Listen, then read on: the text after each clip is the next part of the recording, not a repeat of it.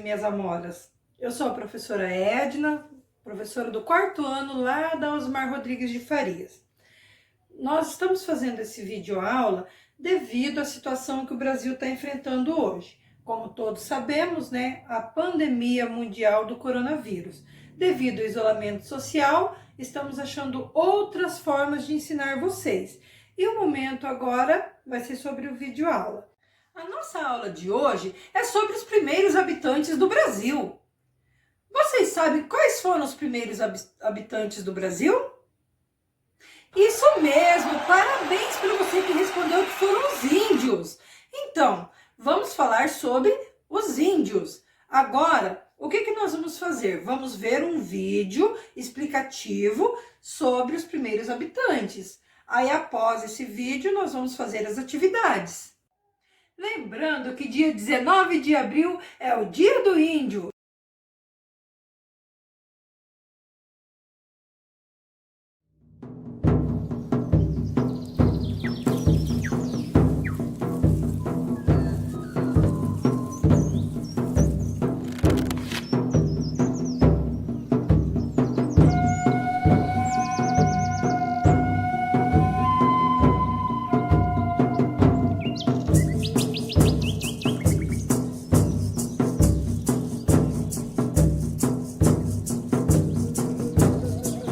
Quando Cristóvão Colombo navegou até a América em 1492, pensou que tivesse chegado às Índias, batizando de índios os nativos que encontrou.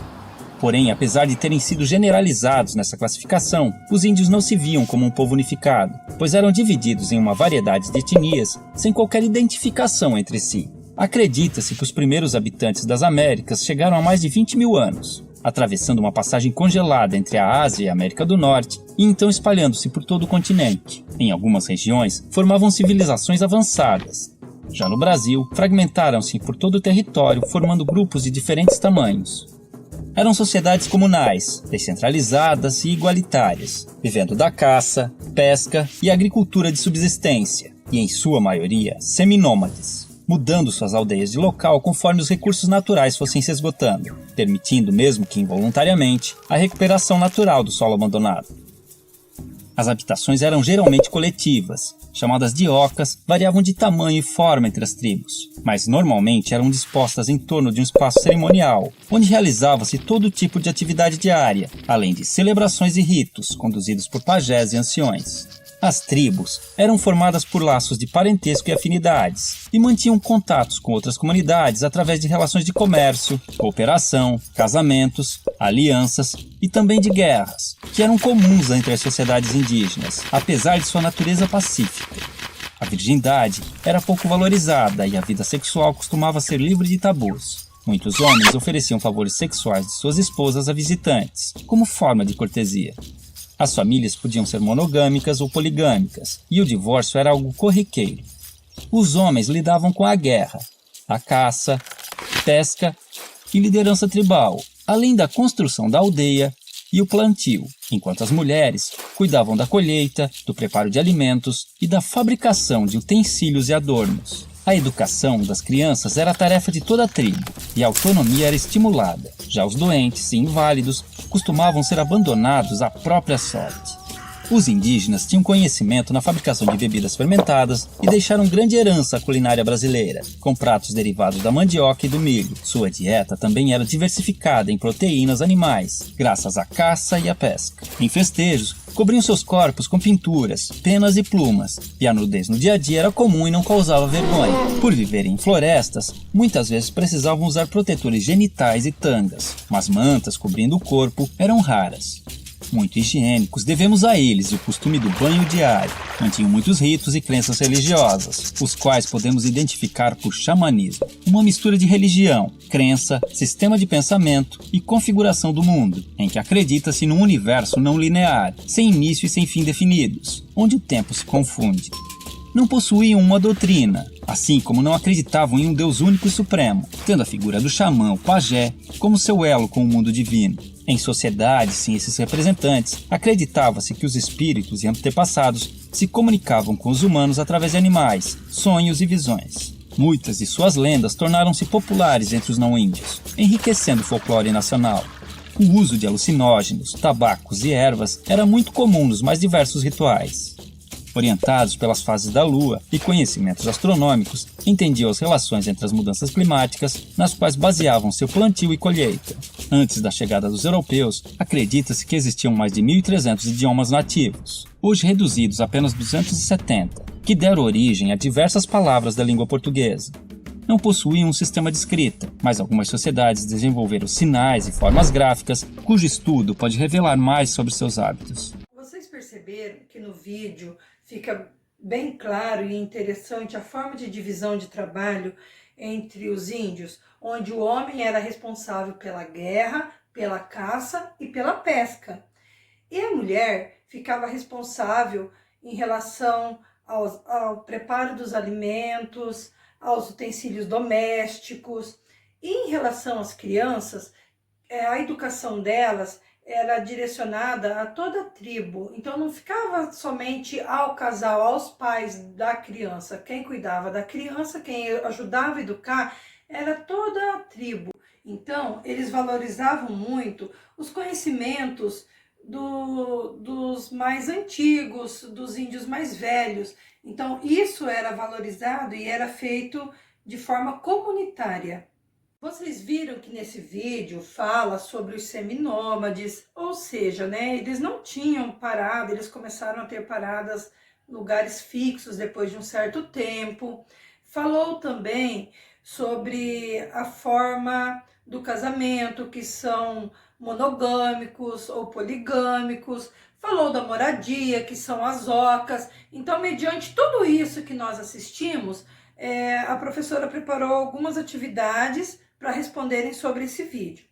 Agora, vocês vão pegar o livro didático de vocês de história e abrir lá na página 26 e na página 27. Responde uma coisa para mim. Quando você chega em algum lugar diferente, que você nunca foi, ou uma cidade, ou uma casa, um passeio que você faz, o que te chama mais atenção quando você chega nesse lugar? Pensa aí e guarda essa resposta para você. Pois é, quando os portugueses chegaram aqui no Brasil, lá no século XVI, tinha uma coisa aqui no Brasil que chamou muito a atenção deles. E o que era? Era o pau-brasil, Nós conhecemos a madeira como pau-brasil. E na época, eles deram um outro nome para esse pau-brasil, que era o pau de tinta. Na Europa, o pau-brasil era muito valorizado e muito disputado também. Por quê? Porque do seu tronco era extraída a tinta vermelha. E na tinta vermelha, eles tingiam os tecidos de linho, os tecidos de seda. Então, devido a essa disputa, eles começaram a extrair, a tirar o pau-brasil do nosso país e exportar para a Europa. Com isso, o que aconteceu? Nossas riquezas começaram a ser tiradas do Brasil. Os portugueses fizeram uma parceria com os indígenas, ou seja, eles usaram o conhecimento dos índios a favor deles, a benefício próprio. Então era feita uma troca. Os índios faziam a maior parte do trabalho, o trabalho pesado. E em troca, os portugueses davam alguns objetos para eles e ficava em forma de escambo. Você sabe o que é escambo? Escambo é a troca da mercadoria ou de serviço prestado sem o uso da moeda, sem o uso de dinheiro. Agora, depois das explicações, vocês vão observar a xilogravura dessa página e responder às atividades presentes na página seguinte, no caderno. Tudo bem? Os índios contribuíram muito para o desenvolvimento do Brasil com as lendas folclóricas, que temos muitas lendas. Em relação à nossa culinária, temos muitos pratos que são assim do dia a dia do brasileiro, que faz parte da mesa do brasileiro e que tem origem indígena. E temos também muitas brincadeiras relacionadas ao que veio do índio. Então, muitas das nossas brincadeiras, como a peteca, o jogo de burquinha, o cabo de guerra, a brincadeira do saci, a corrida do saci, todas essas são brincadeiras que vieram da origem indígena. Então, hoje, a professora quer propor para vocês para a gente construir uma peteca. Então, logo em seguida, nós vamos colocar um vídeo da construção de uma peteca. Assim que você construir a sua peteca e brincar com ela, for brincar com ela, poderia estar pedindo para o pai ou para a mãe fotografar essa brincadeira e tá mandando para a gente pelo WhatsApp. Em relação à peteca, se você não tiver a palha de milho e a pena, que é a peteca tradicional, tem outros vídeos explicativos com outras coisas que a gente pode estar utilizando para fazer essa peteca. Aí você vai estar usando a sua criatividade. Tudo bem? Beleza?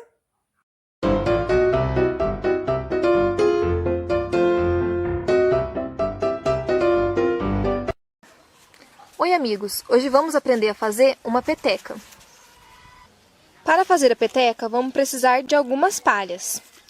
Se a palha estiver muito dura, você pode molhar ela para ela ficar mais macia. Então você molha e deixa esperando um pouco para que ela fique macia. O primeiro passo é juntar algumas folhas da palha.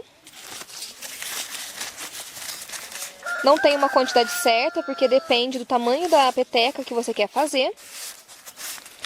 Aí você vai dobrar.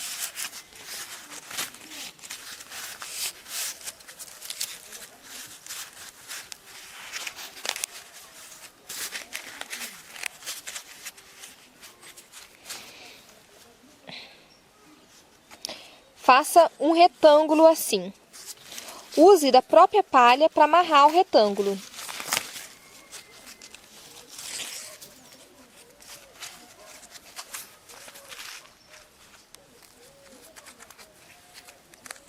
Quanto mais macia forem as palhas, melhor vai ficar a sua peteca. Aqui, ó. Amarrei aqui.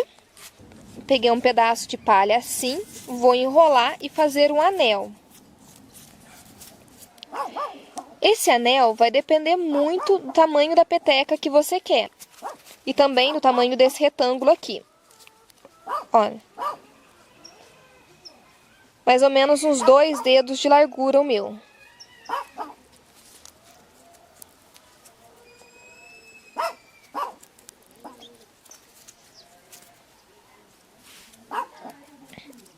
O anel ficou assim. E agora é a hora de colocar as palhas em volta. Você encaixa a palha aqui dentro, ó.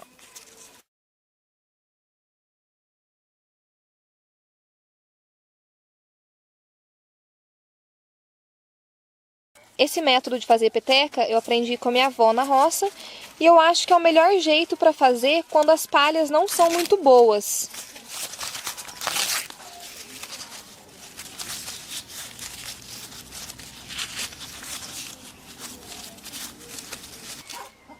Quatro palhas.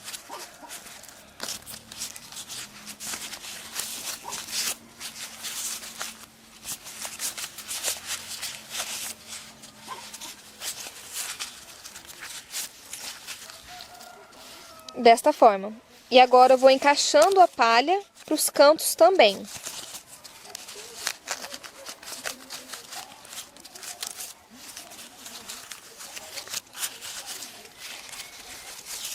Vai encaixando a palha, até que esconda todo aquele retângulo que você fez primeiro, que é o miolo da sua peteca.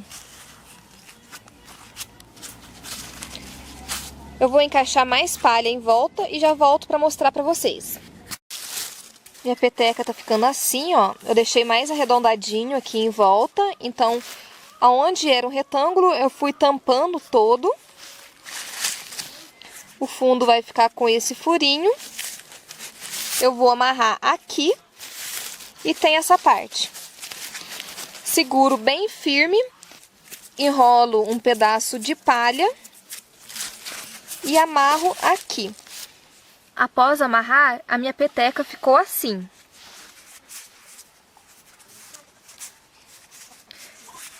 Tente deixá-la o quanto mais redondinha possível. Agora você vai decorar como quiser. As minhas eu sempre deixei assim, desde pequena. Eu gosto de deixar com a palha aqui. Aí eu desfio um pouquinho mais a palha e deixo assim mesmo. Mas se você preferir, você pode cortar aqui, ó, com uma tesourona e enfiar as penas. E amarrar de novo bem forte aqui embaixo, que é para segurar bem as penas. Para não correr o risco das penas ficarem voando, eu deixo assim.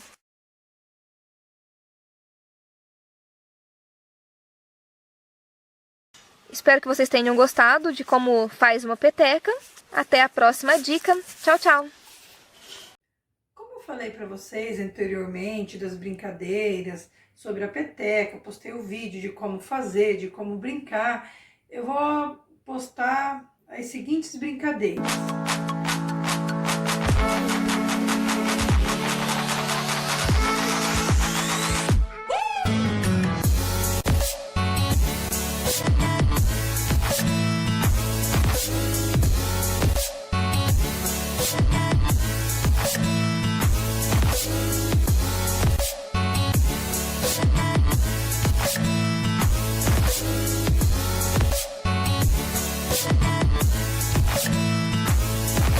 Citado, vou mostrar para vocês também alguns pratos típicos que eu apenas citei no começo, mas não mostrei. Então agora eu vou estar mostrando para vocês quais comidas, igual o beiju, a moqueca de peixe, a canjiquinha, entre outros, tudo bem?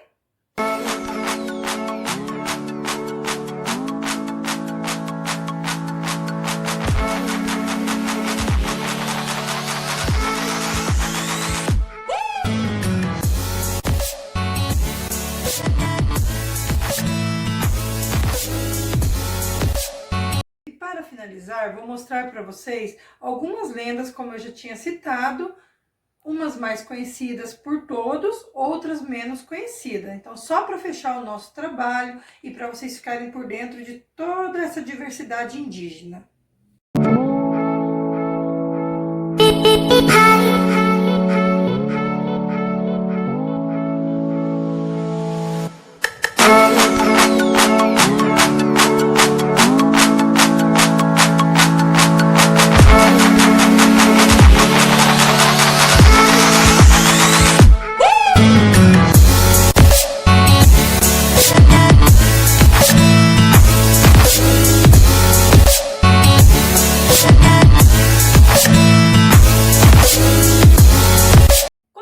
Lá no começo, que era para vocês estarem fotografando as atividades, aquilo que vocês estão fazendo. Então agora, depois que a gente concluiu toda a nossa aula e vocês fizeram as atividades, eu gostaria assim que vocês postassem, né, mandassem lá no WhatsApp da professora para ver o que vocês conseguiram fazer.